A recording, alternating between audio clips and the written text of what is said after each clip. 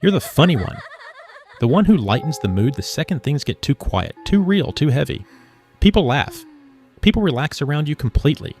And nobody, not one single person, ever asks if you're actually okay. Because why would they? You're the one who's always fine, always the steady, entertaining one. You're the one who makes everyone else feel better. And somewhere behind that laugh, you've almost forgotten what it would even feel like to just say something honest. To just say, I'm not okay actually, not today. Instead, you make a joke about it. You always make a joke about it. It's easier, it's faster, it's safer.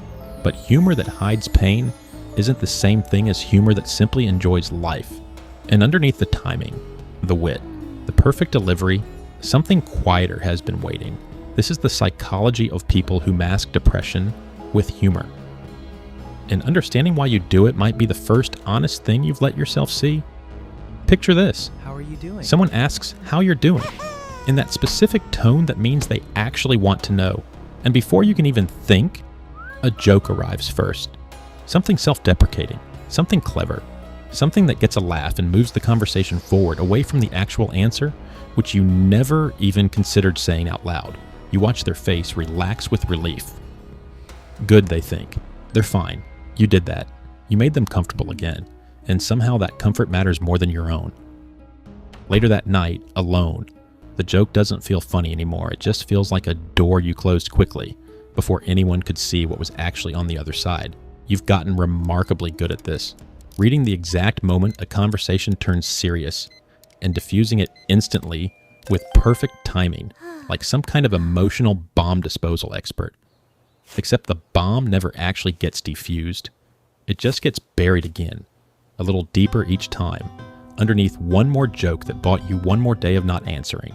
People call you the strong one, the resilient one, the one who's always okay no matter what, and you smile when they say it, because what else can you do? This isn't simply having a good sense of humor, it's something more specific and more exhausting. And understanding exactly what it is starts with understanding what humor actually does.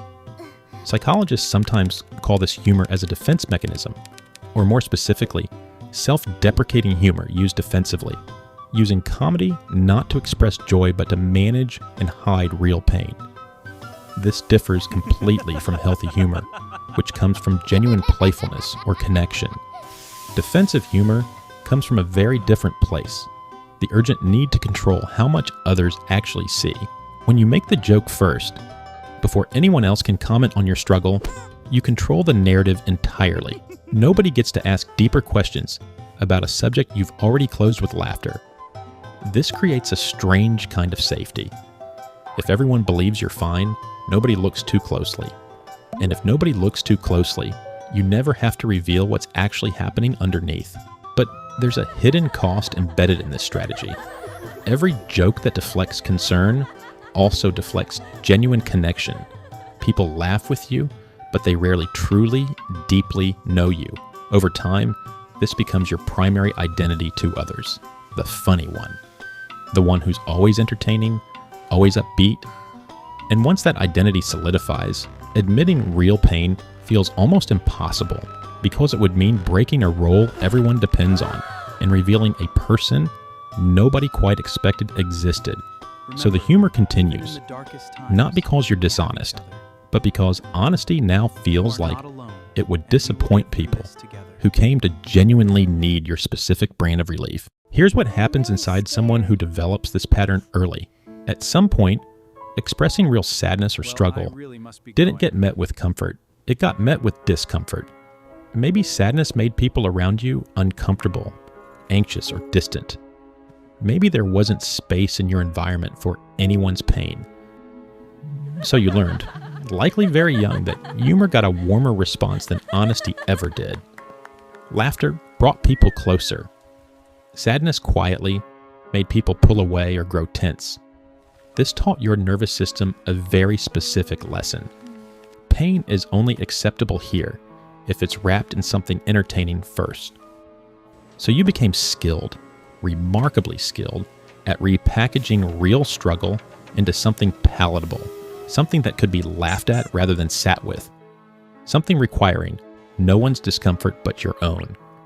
This skill often develops in people who were at some point, responsible for managing other people's emotional comfort.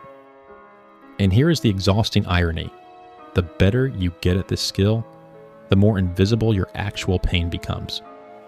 Your competence at hiding it becomes the very thing hiding it. And here is the open loop worth holding on to because we're absolutely coming back to it. People who mask pain with humor are often among the most emotionally perceptive people alive.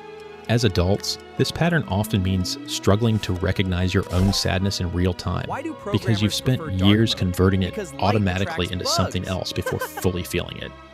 You may find yourself laughing during genuinely painful moments almost involuntarily because that's simply what your nervous system learned to do the instant real pain arrives. You see it in the person who makes a joke immediately after sharing something genuinely difficult, as if apologizing for having brought real heaviness into it. You see it in the friend everyone describes as hilarious, who goes home afterward to complete silence and struggles to even remember the last time someone asked how they felt. You see it in the coworker who deflects every compliment or concern with a quick, self-deprecating quip, expertly redirecting attention away from themselves within about 2 seconds flat.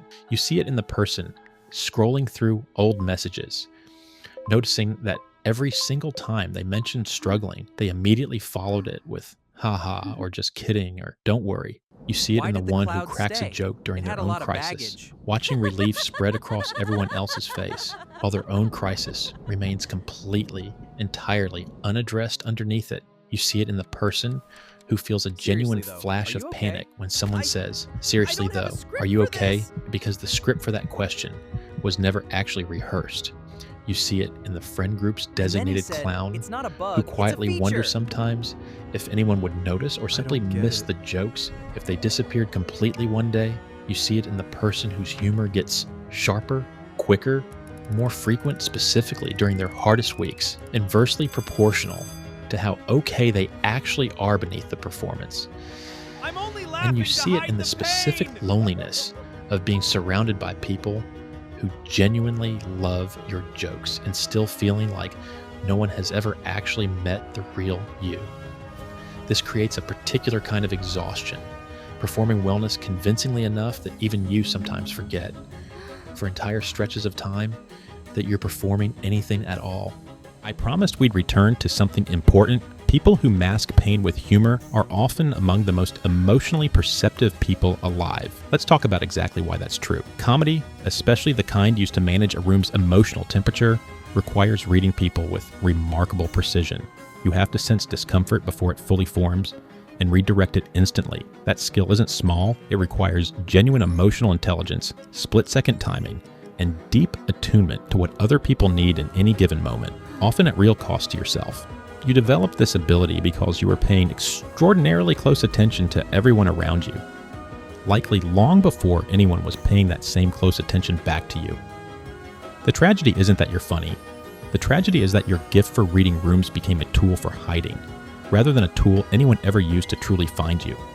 Here's the reframe that matters. Your humor was never dishonest. It simply became a translator, converting pain into a language other people found easier and safer to receive. But translators deserve to occasionally speak their native language too. The pain underneath deserves direct expression sometimes, not perpetual translation into something more palatable for everyone else's comfort. You were never simply the funny one. You were someone deeply attuned to emotional atmospheres, who learned that laughter was the safest available bridge between real pain and real connection. So what does healing this actually look like? It begins with noticing the exact moment the joke arrives and gently asking yourself, what was I actually about to say instead? It means practicing letting one honest sentence exist without immediately following it with something funny to soften it. Just the sentence, sitting there, unprotected, but not unsafe either. It means finding at least one person who gets to see you without the timing, the deflection, the performance, someone allowed to simply witness you being not okay sometimes. It means understanding that your humor can still exist, fully intact, without carrying the entire weight of hiding everything real underneath it every single time you speak to anyone. This skill kept you safe, connected and valued for a very long time.